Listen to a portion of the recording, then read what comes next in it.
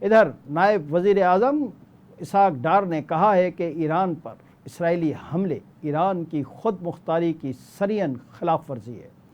اس حوالے سے اپنے بیان میں نائب وزیر اعظم اسحاق ڈار نے کہا کہ اسرائیلی حملے ناقابل جواز اور قابل مذمت ہیں۔ یہ قابل نفرت اقدام بین الاقوامی قوانین کی بنیادیں ہلا دینے کے مترادف ہے۔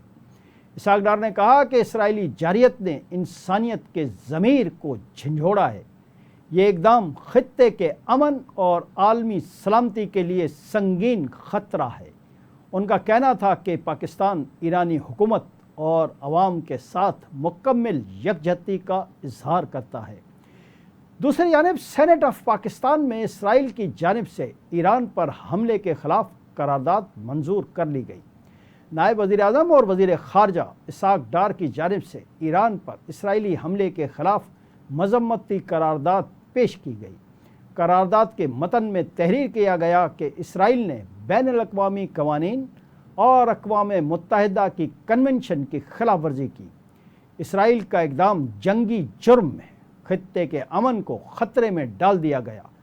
قرارداد میں مزید کہا گیا کہ اسرائیل کے ہاتھوں غزہ میں بچوں کا قتل عام کیا جا رہا ہے۔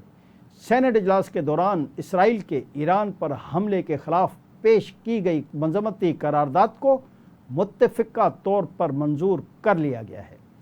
ادھر سعودی عرب نے بھی اسرائیل کی طرف سے ایران پر حملوں کی شدید الفاظ میں مذمت کی ہے۔ یہ مڈل ایسٹ کی سب سے بڑی اور غیر متوقع ڈیولپمنٹ ہے۔